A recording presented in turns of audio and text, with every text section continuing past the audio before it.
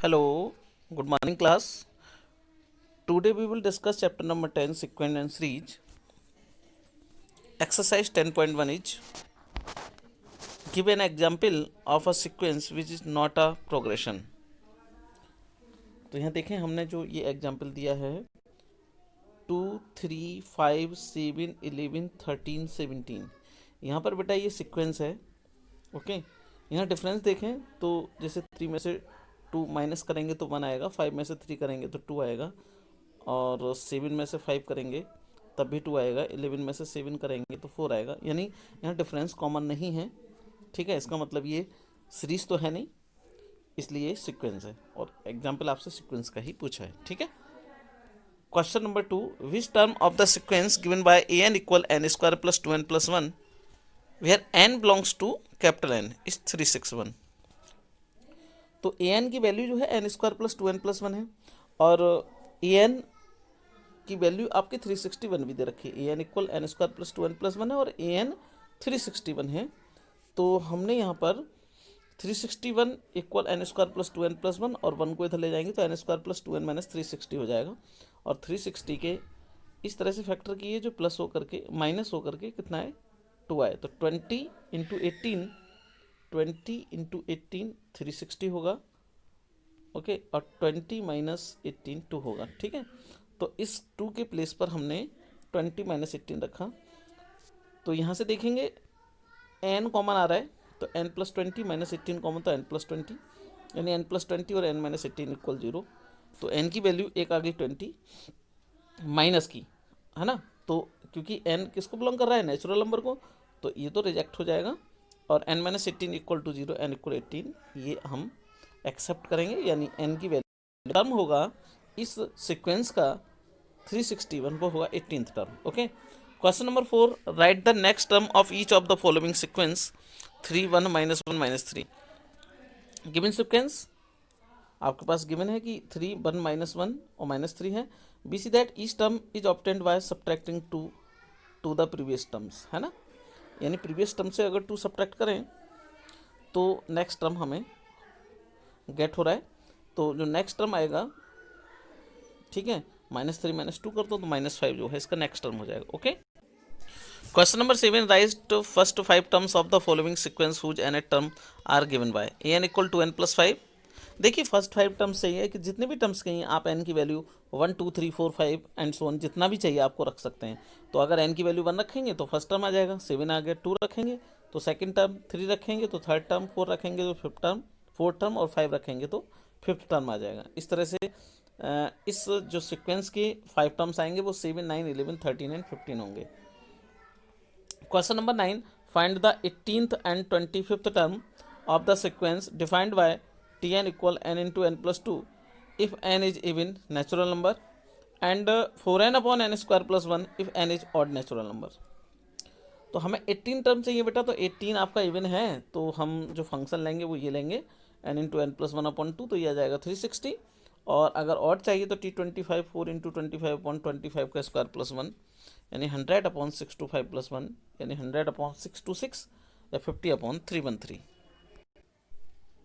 Exercise 10.2 question number 1 is find the 18th term of the sequence. अब ये sequence को हम ध्यान से देखें तो 9 5 1 और -3 है। यहाँ पर अगर इस टर्म का डिफरेंस देखें, ठीक है, नेक्स्ट टर्म से अगर प्रीवियस टर्म को माइनस करेंगे तो 5 और -9 कितना आएगा, -4 1 -5, ये भी कितना आएगा -4, -3 -1, ये भी -4 आएगा। तो here difference is common, so it is common difference denoted by D. और ये जो सीरीज होगी, जो सीक्वेंस है वो आपकी होगी एपी। बेटा एपी यही होती है अर्थमेटिक प्रोग्रेशन, कि इसमें जो टर्म्स होते हैं इसको ए प्लस डी, a+2d, इस तरह से इसमें टर्म्स चलते हैं। ठीक है, यानी डिफरेंस कॉमन रहता है। सेकंड टर्म से फर्स्ट टर्म को माइनस करें, थर्ड से सेकंड और फोर्थ से थर्ड, तो डिफरेंस सेम आएगा, तो हम कहेंगे वो अर्थमेटिक प्रोग्रेशन है। ठीक है बेटा, और अर्थमेटिक प्रोग्रेशन का nth टर्म फाइंड करने के लिए फॉर्मूला होता है an equal a plus n minus 1 into D. क्या होता है, a plus n minus 1 into D, nth term कहिए, और या लास्ट टर्म का भी यही होता है a plus n minus 1 into D. ठीक है, तो ये फॉर्मूले हैं। तो हमारे क्वेश्चन में जो कहा है 18 टर्म फाइंड करने को कहा है, तो 18 टर्म का मतलब हम nth टर्म निकालेंगे पहले, ठीक है। यहाँ पर जो a है यानी जो फर्स्ट टर्म है उसको हम a से डिनोट करते हैं, तो यहाँ पर a की वैल्यू तो 9 हो गई और d अभी हमने बताया -4 हो गया। और we know that a n equal a plus n minus 1 into d, यानी a18 equal 9 plus 18 minus 1 into d यानी -4। तो 9 माइनस 17 इंटू 4 यानी कैलकुलेशन आएगी -59। Next question, if a b are positive real numbers so that the sequence log a square upon b log a cube upon b square या log a की power 4 upon b cube and so on is an A P, also find its general term. और इनके आप general term find करना है आपको, इसका general term यानी nth टर्म, ओके। उसी को हम जनरल टर्म कहेंगे और उसी को हम nth टर्म कहेंगे। तो जो हमारे पास सीरीज है पहले हम पहचानें कि वो क्या है। log a square upon b log a cube upon b square log a की पावर 4 अपॉन ए क्यू। बेटा ये जो है ना, यहाँ कॉमा लग रहे हैं, यानी जो कॉमा से डिनोट हो रही है वो आपकी सीक्वेंस होगी, और प्लस में आ जाए तो वो सीरीज कह देते हैं उसको, ठीक है। और ये AP में है, इसका मतलब इसका फर्स्ट टर्म तो लॉग ए हो गया, और जब कॉमन डिफरेंस निकालेंगे तो सेकंड टर्म को फर्स्ट टर्म से माइनस करेंगे। क्योंकि ये लॉग में है तो आपने जानते होंगे कि log m minus log m upon n होता है। क्या होता है? log m upon n। तो हमने m अपॉन n की प्रॉपर्टी लगा दी, log a अपॉन b, इसका कॉमन डिफरेंस आ गया। और a n निकालने के लिए फॉर्मूला अप्लाई करेंगे, a plus n minus 1 into d. A भी है आपके पास और डी भी है, इसमें पुट कर दीजिएगा।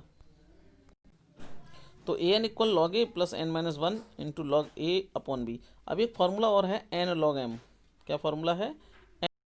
एन लॉग, जिसकी वैल्यू होती है लॉग एम की पावर एन, तो लॉग ए अपॉन बी की होल पावर एन माइनस 1। फिर से एक प्रॉपर्टी इसमें यूज करेंगे, प्रॉपर्टी है कि log m plus log n log m n होता है। क्या होता है? Log m n. तो ये हो जाएगा log a into a upon b की होल पावर एन माइनस 1, यानी लॉग ए की पावर एन अपॉन बी की power n minus 1। Question number 4, if the nth term of a sequence is n, expansion of first degree is n, so that expression of first degree is n, ये यहाँ पर is होगा, is n, so that it is n AP।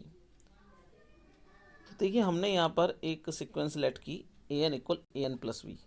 अब अगर n की value 1 2 3 put करेंगे तो first term a plus b, second term 2a plus b, third term 3a plus b. और इनका अगर डिफरेंस लेंगे तो यहाँ डिफरेंस हमने देखा कि जब सेकंड टर्म से फर्स्ट टर्म और थर्ड से सेकंड माइनस किया तो डिफरेंस आपका ए आ रहा है। तो here common difference is a, so a n equal a n plus we is an A P. Question number 6, which term of the sequence 20, 19 whole 1/4, 18 whole 1/2, 17 whole 3/4 is the first negative term. Question important है, यानी ये जो sequence given है इसका first negative terms कौन सा होगा। तो देखिए फर्स्ट नेगेटिव टर्म्स के लिए कंडीशन होती है आप ए एन लेस देन 0 लगा कर चलें, मतलब एन टर्म अगर 0 से कम होगा तो वो नेगेटिव होगा, ठीक है। तो ये कंडीशन लगाएं यहाँ पर ए और डी। ए तो आपके पास 20 है, डी आप फाइंड कर सकते हैं। तो ए की वैल्यू 20 और डी की वैल्यू 19 होल 1/4 माइनस 20, तो माइनस का 3/4 आ जाएगी। For the first negative term a n less than 0, तो a plus n minus 1 into d less than 0। यहाँ जब बेटा कैलकुलेट करेंगे तो ये आएगा n ग्रेटर देन 27 होल 2/3, यानी n की वैल्यू ग्रेटर होगी 27 होल 2/3। तो पूरा हम इसमें होल नंबर लेंगे तो 28 जो वैल्यू होगी वो फर्स्ट नेगेटिव टर्म होगा इस सीक्वेंस का, ठीक है। क्वेश्चन नंबर नेक्स्ट यानी 7, which term of the sequence 9 minus 8i, 8 minus 6i, 7 minus 4i and so on is number 1 real और नंबर 2 प्योरली इमेजरी। तो the given sequence is an AP with common difference d equal 2i minus 1 and first term a equal 9 minus 8i। A n equal a plus n minus 1 into d, तो 9 minus 8i ये a की value है, plus n minus 1 और d 2i minus a। तो हमारे पास A N जो आ गया वो आ गया 10 माइनस एन प्लस आई इंटू 2n माइनस 10। अब अगर हम फर्स्ट टर्म की फर्स्ट पार्ट की बात करें तो उसमें कहा है कि वो रियल है ना। सीक्वेंस कैसी है? रियल। जब रियल है तो ये इमेजिनरी पार्ट 0 हो जाएगा, और 0 हो जाएगा तो 2n माइनस 10 इक्वल 0, यानी n की वैल्यू 5 आएगी। यानी फिफ्थ टर्म जो होगा इस सीक्वेंस का वो रियल होगा, कहने का मीन्स ये है। और सेकंड में अगर इमेजिनरी की बात करेंगे तो फर्स्ट टर्म को 0 रख देंगे तो n की वैल्यू आएगी 10, ठीक है। तो hence 10th term of the given sequence is purely imaginary. Okay, next question, question number 11, second 31st and the last term of an AP are 31/4, 1/2 and minus का 13/2 respectively, find the number of terms in the AP. So let the number of terms be n. Let a and d are the first term and common difference of an AP. तो second term की बात करें, देखिए मैंने आपको formula बताया ना, a n equal a plus n minus 1 into D.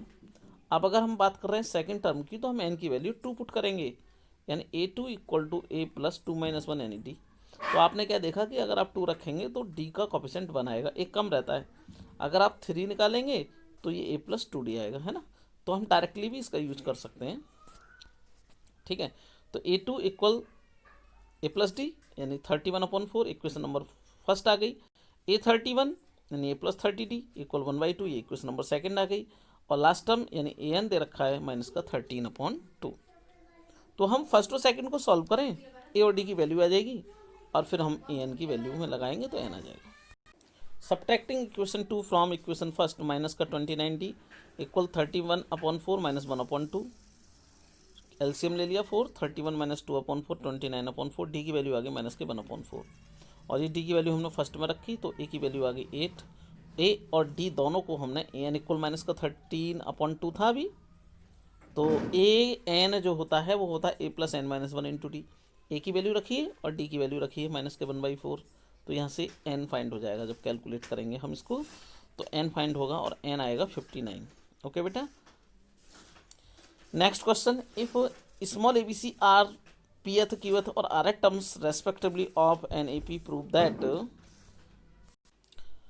First is p bracket b minus c plus q bracket c minus a plus r bracket a minus b equal to 0 and second a q minus r plus b r minus p plus c p minus q equal to 0। देखिए हमारे पास ना तो first term given है ना ही common difference given है, तो हम इनको लेट करेंगे कि let capital A and capital D are the first term and common difference of an A P. ये हमने कैपिटल ए इसलिए लिए हैं, कैपिटल ए डी, क्योंकि स्मॉल ए और स्मॉल बी इन सारी वैल्यू को यहाँ आंसर में गिवन है, सेकेंड पार्ट में ही ए बी सी स्मॉल में, ठीक है। तो इसलिए हमने यहाँ पर कैपिटल लिया है। देखिए हमने जो फर्स्ट पार्ट बनाना है उसमें हमें क्या बनाना है, यहाँ पर देखें तो b minus C, C minus a और a माइनस बी।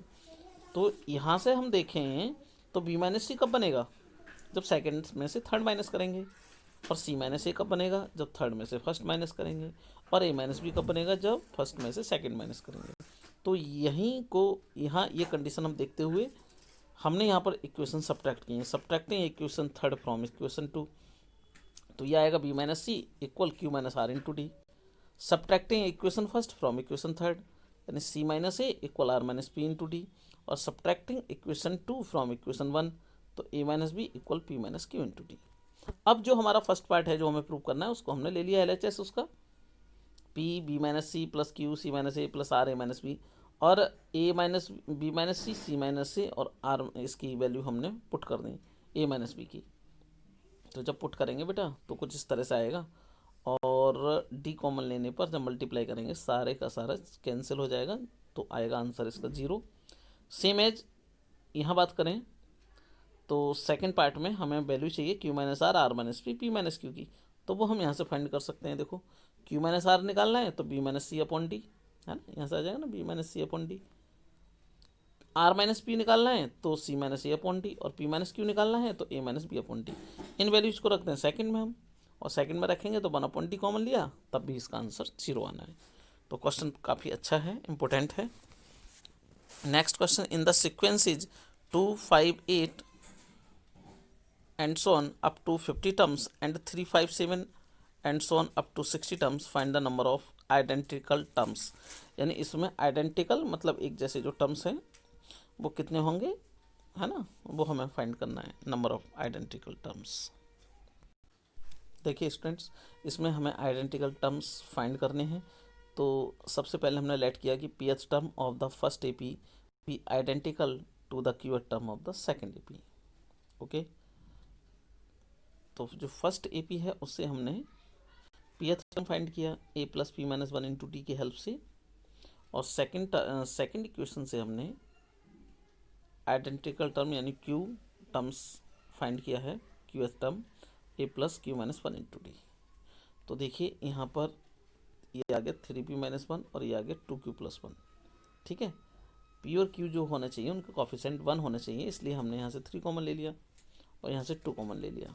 ठीक, तो ये जो 2 है वो तो p माइनस वन अपॉन 3 के अपॉन में लेगा और ये 3 इसके अपॉन में ले आए, और इसको k लेट कर लिया हमने।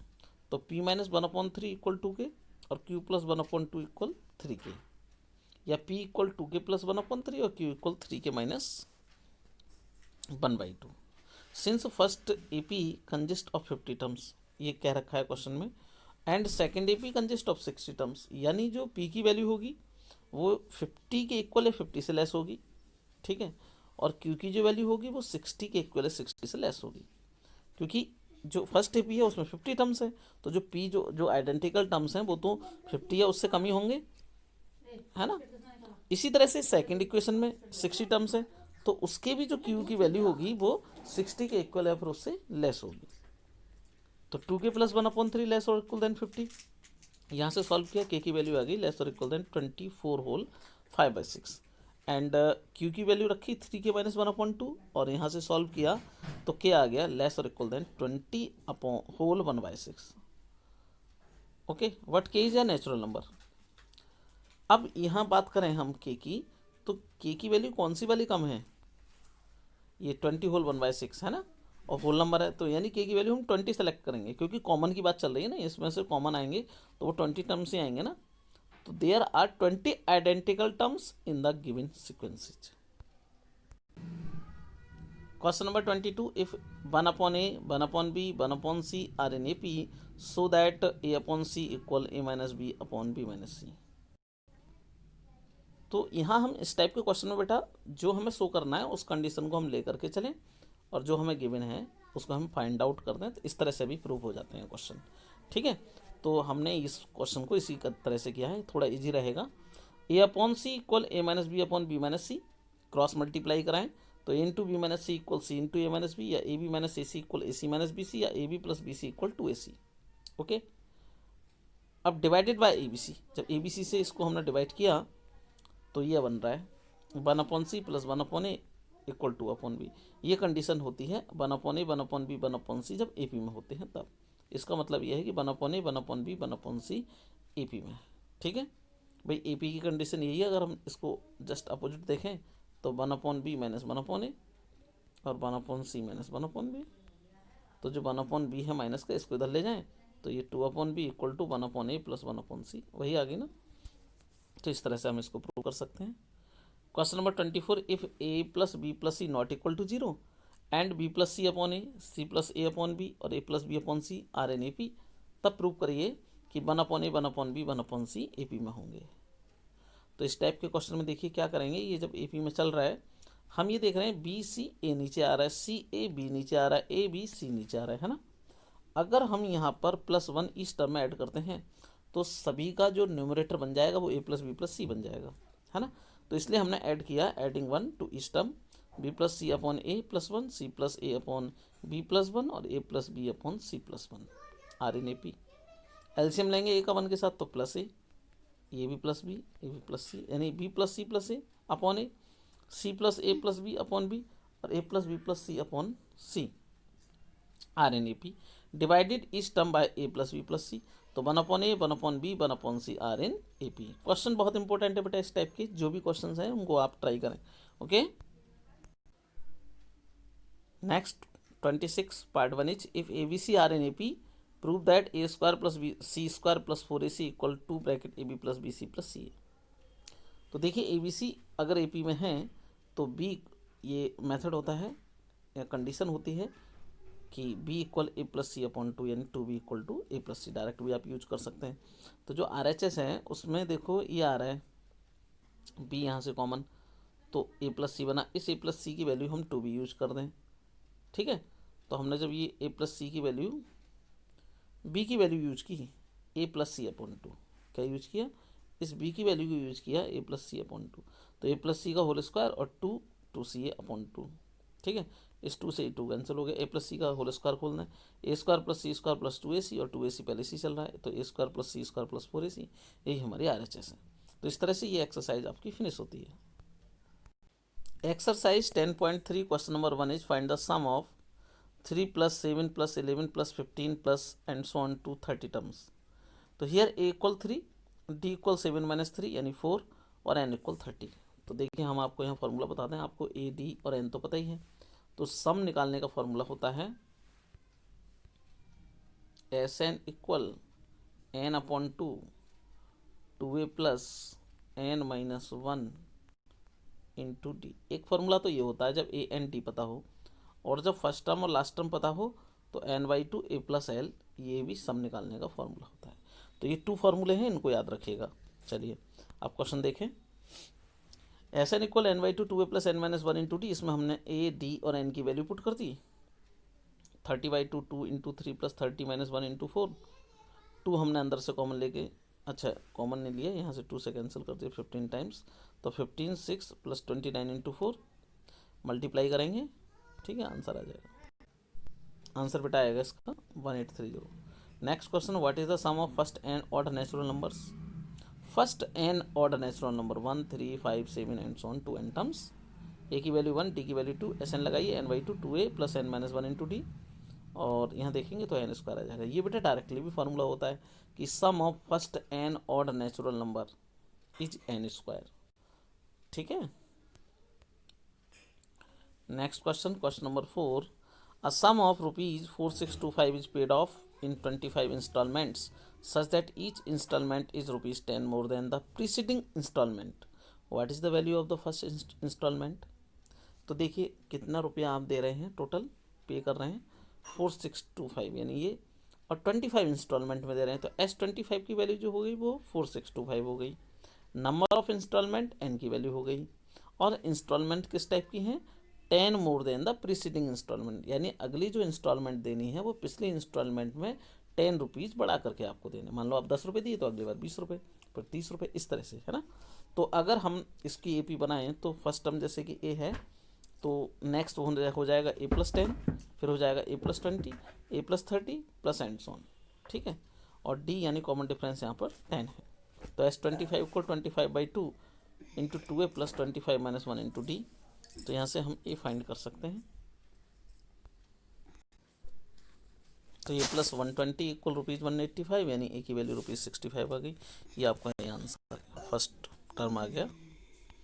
Question number 7, how many terms of the EP 25, 22, 19 are needed to give the sum 116. Also find the last term. How many terms, यानी ऐसे कितने टर्म्स हैं जिनका सम हो जाएगा 116। तो हम लेट कर लें कि ऐसे हमारे पास n टर्म है, यानी सम ऑफ n टर्म्स इज 116। ठीक है, फर्स्ट टर्म दिया है, कॉमन डिफरेंस फाइंड के लिए -3 फार्मूले में लगा दीजिए, और यहाँ से आपका n आ जाएगा। ठीक है, तो वही नंबर ऑफ टर्म्स हो जाएगा। प्लस वाली वैल्यू एक्सेप्ट करेंगे, और जो होल नंबर नहीं है या फिर नेगेटिव है उसको रिजेक्ट कर देते हैं। तो n की वैल्यू 8, यहाँ पर आपका आंसर आ जाएगा। Solve the equation 2 + 5 + 8 + and so on + x = 155। तो गिवन इक्वेशन आपके पास दे रखी है। अब यहाँ देखें तो ये AP में है, क्योंकि 5 में से 2 जाएगा तो 3 बचेगा, 8 में से 5 जाएगा तो 3 बचेगा, और D आपका 3 हो गया। ठीक है, फर्स्ट टर्म 2 हो गया। Let the number of terms in the series भी n, वो n मान लिया, तो SN की वैल्यू 155 है। ठीक है, फार्मूला अप्लाई करें n/2 2a plus n minus one into T. ठीक, तो n/2 4 + 3n - 3 = 155, या n/2 3n + 1 = 155, या 3n² + n = 310। ठीक, ये क्वाड्रेटिक बन गई, 3n² + n - 310 = 0। इसके फैक्टर करेंगे 30 × 31। ठीक है, तो n की वैल्यू 10 आ गई। और यहाँ nth टर्म देखें तो nth टर्म क्या है हमारे क्वेश्चन में, nth टर्म ये x है हमारे पास। ओके, x = nth टर्म यानी 10 टर्म, क्योंकि n की वैल्यू क्या आ गई 10, और 10 टर्म निकालने का फॉर्मूला a + 10 - 1 इंटू टी, यानी a + 90। ए और डी आपको पता है कितना है, ए की वैल्यू 2 है और डी की वैल्यू 3 है, तो ये आ जाएगा 29, यानी एक्स की वैल्यू भी आएगी 29. It is the final answer. Next question, the sum of first 15 terms of an AP is 105 and the sum of the next 15 terms is 780. Find the first 3 terms. तो S15 105, let small a and d are the first term and common difference of an arithmetic progression n by 2 2a plus n minus 1 into d equal to this, a plus 70 equal to 7 आ गया. सम of next 15 term से 780. यहाँ पर जो याद रखने वाली बात है वो ये है कि जब आप सम ऑफ 15 टर्म्स करेंगे तो वहाँ फर्स्ट टर्म जो होगा वो 16 टर्म होगा, फर्स्ट टर्म जो होगा वो 16th टर्म होगा, यानी जो ए की वैल्यू लगाएंगे वो A16 लगाएंगे आप. ठीक है, A16 कितना होता है, a प्लस 15d. बाकी सब वही है, एन की वैल्यू तो 15 रहेगी, डी भी आपका सेम रहेगा. तो a प्लस 22 डी इक्वल 52, ये इक्वेशन बनेगी second.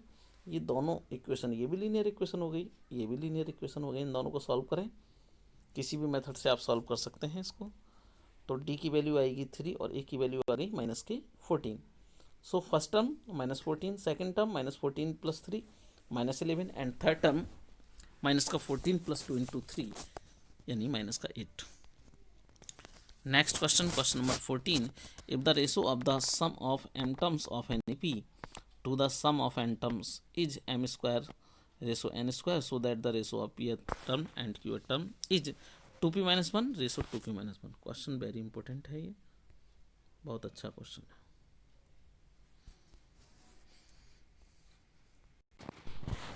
Let a and d are the first term and common difference of an AP. According to question, m by 2 2a plus m minus 1 into d upon n by 2 2a plus n minus 1 into d equal m square upon n square. तो 2 से तो 2 cancel हो जाएगा, एक m से m cancel हो गया, n से n कैंसिल हो गया. तो 2a plus m minus 1 into D upon 2a plus n minus 1 into d equal m upon n, या 2am plus m into n minus 1 into d equal 2n plus n into m minus 1 into d, यानी cross multiplication हमने करा दी यहाँ पर. ठीक है, और इसको सॉल्व किया तो d की वैल्यू 2a आ गई.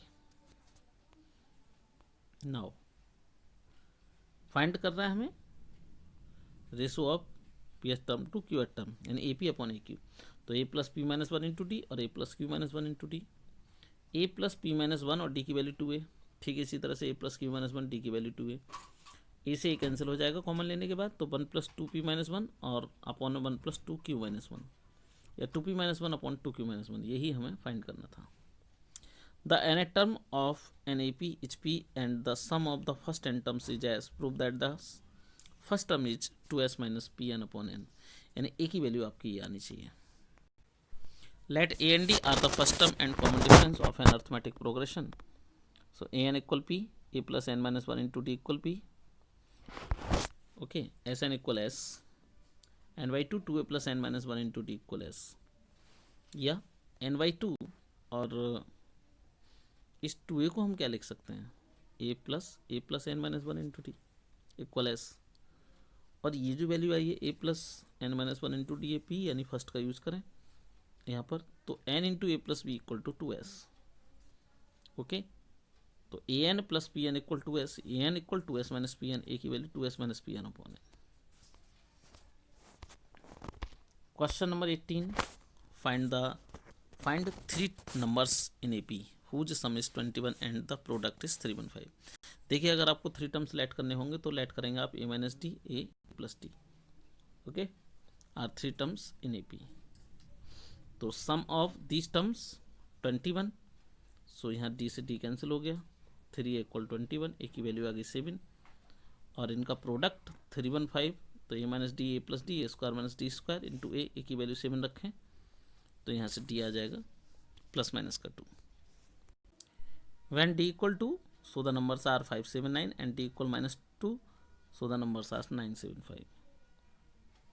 Next question, a man accept a position with an initial salary of rupees 5200 per month. It is understood that he will receive an automatic increase of rupees 320 in every next month and each month thereafter.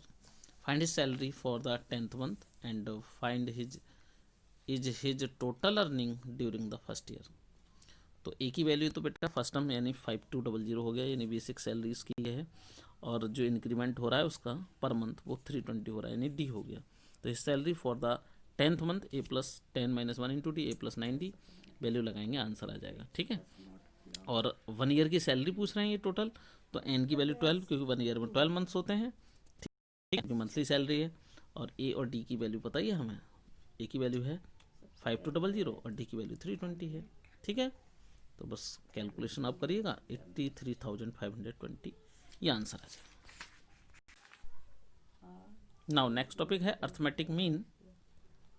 The arithmetic mean in two numbers a and b is a equal a plus b upon 2, और the sum of n arithmetic means, sum of n arithmetic means वो होता है n into a plus b upon 2. ठीक है, ये formula हो गया, या n times the arithmetic mean between a and b. ठीक है. Exercise 10.4 question number 1 is find the arithmetic mean between -3 and 1.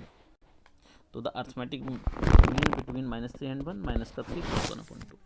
Arithmetic mean निकालने का फॉर्मूला भी बताया था ना, ए प्लस बी अपॉन 2 होता है, दोनों को ऐड करो, 2 से डिवाइड करो, आंसर आ गया. If the fourth term of an AP is 4, then what is the sum of its 7 terms.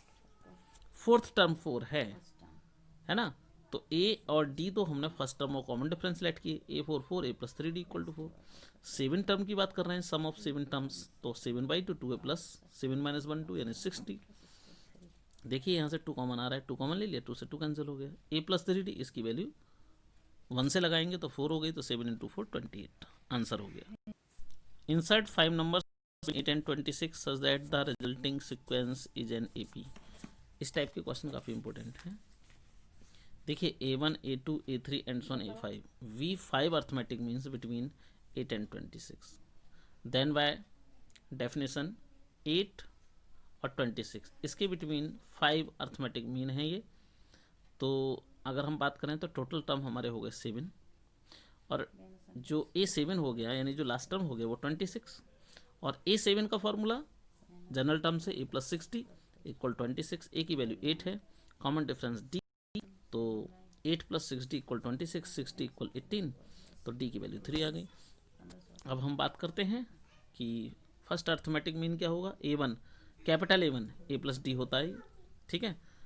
Capital A2 A plus 2D, A plus 3D, ये 3 हो गया. A4 ए प्लस 4D, ए प्लस 5D. ए और D सब पता है, value रखते रहिएगा और आपके आंसर आएंगे 11 14 17 20 and 23. Next question, arithmetic means are inserted between 7 and 71 in such a way that the fifth arithmetic mean is 27. Find the number of arithmetic mean inserted. है ना, हमें ये नहीं पता कि हमने कितने arithmetic mean 7 और 71 के बीच इंसर्ट किए हैं. तो लेट कर लें कि n किए हैं, यानी A1 A2 and so on AN. n arithmetic means between 7 and 71. इसको हम इस तरह से भी लिख सकते हैं, 7 A1 A2 and so on AN 71. तो टोटल नंबर देखो, n तो आपने अर्थमेटिक मीन ऐड किए इसमें, और 1 ये और 1 ये 2 हो गए, तो n प्लस 2 टोटल हो गए, और n प्लस 2 जो टर्म हो गया वो 71 हो गया, a n प्लस 2. ठीक है. तो a plus n plus 1 into d equal 71. तो यहाँ से d जो आ जाएगा वो 64 अपॉन n प्लस 1 आ जाएगा. अकॉर्डिंग टू क्वेश्चन A5 27 है, तो a प्लस 5D इक्वल 27 हो गया. ए की वैल्यू 7 प्लस 5 और डी कितना है 64 अपॉन n प्लस 1. तो 5 into 64 320 upon n plus 1 equal 27 minus 7, या 320 upon n plus 1 20 20 into n plus 1 320 n plus 1 320 upon 20 16 आ गया, यानी n की वैल्यू 15 आ गई. दस the number of arithmetic mean inserted 15, यानी जो 7 और 71 के बीच में हमने जो अर्थमेटिक मीन लिए हैं वो 15 होंगे. ओके. तो बेटा इस तरह से ये आपका जो टॉपिक है एपी का वो पूरा फिनिश होता है. मैं उम्मीद कर रहा हूँ कि आपको क्वेश्चंस समझ में आए होंगे. इन क्वेश्चंस को आप ट्राई करें, ठीक है, रिवीजन करें, और बाकी इस टाइप के अदर क्वेश्चन भी हैं उनको भी सॉल्व करने की कोशिश करें. कोई प्रॉब्लम हो उसको डिस्कस करें. Okay, thank you very much.